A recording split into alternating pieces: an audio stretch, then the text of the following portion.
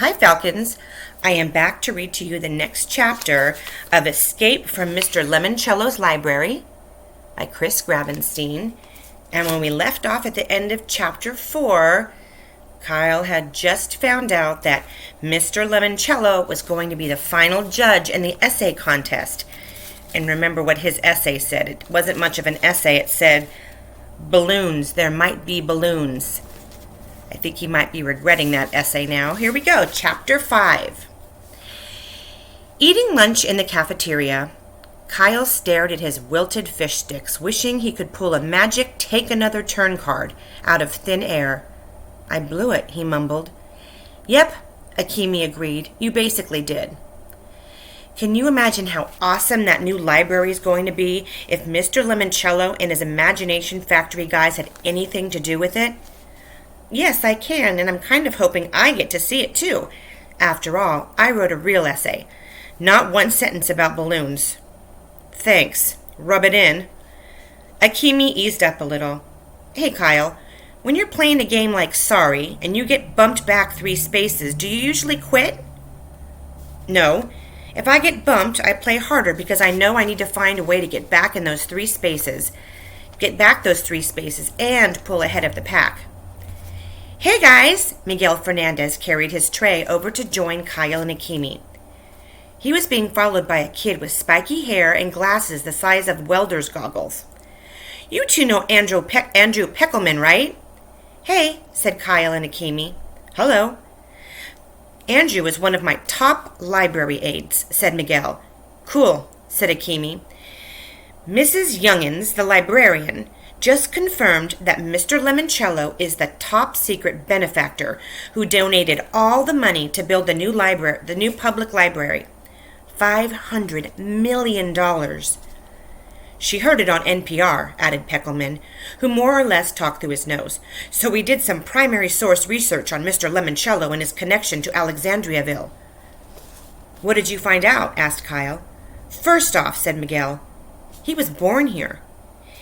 He had 9 brothers and sisters, added Andrew, all of them crammed into a tiny apartment with only 1 bathroom over in Little Italy, said Miguel. And, said Peckelman, sounding like he wanted to one-up Miguel, he loved the old public library down on Market Street. He used to go there when he was a kid and needed a quiet place to think and doodle his ideas. And get this, said Miguel eagerly. Mrs. Tobin, the librarian back then, took an interest in little Luigi, even though he was just, a kid like us.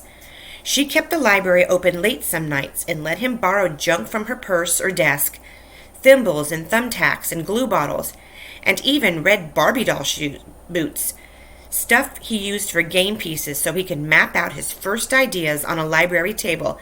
Then Andrew jumped in. Then Mrs. Tobin took Mr. Lemoncello's sketch for Family Frenzy home to her husband, who ran a print shop. They signed some papers, created a company, and within a couple of years they were all millionaires. But Miguel had the last word. Now, of course, Mr. Lemoncello is a bazillionaire. What are you 4 nerds so excited about? Said Haley Daly as she waltzed past with a gaggle of popular girls in her royal court. Haley was the princess of the 7th grade. Blonde hair, blue eyes, blazingly bright smile. She looked like a walking toothpaste commercial. We're pumped about Mr. Lemoncello, said Miguel. And the new library, said Andrew. And, said Kyle melodramatically, just seeing you, Haley. You are so immature. Come on, girls. Haley and her friends flounced away to the cool kids' table. Check it out, said Akemi, gesturing towards the cafeteria's food line, where Charles Chillington was balancing 2 trays, his own and one for Mrs. Cameron. I'm so glad you have lunchroom duty today, Mrs. Cameron, Kyle heard Chillington say. If you don't mind, I have a few questions on how conventions within genres such as poetry, drama, or essays can affect meaning. Well, Charles, I'd be happy to discuss that with you. Thank you, Mrs. Cameron, and may I say that sweater certainly complements your eye color?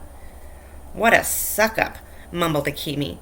Chillington's trying to use his Weasley charm to make sure Mrs. C sends his essay up the line to Mr. Lemoncello.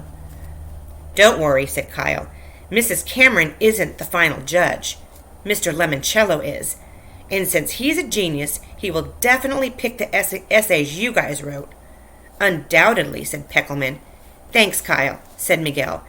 I wish you could win with us, said Akimi. Well, maybe I can. Like you said, this is just a move back 3 spaces card. A take a walk on the boardwalk when someone else owns it. It's a shoot in Chutes and Ladders. A detour to the molasses swamp in Candyland.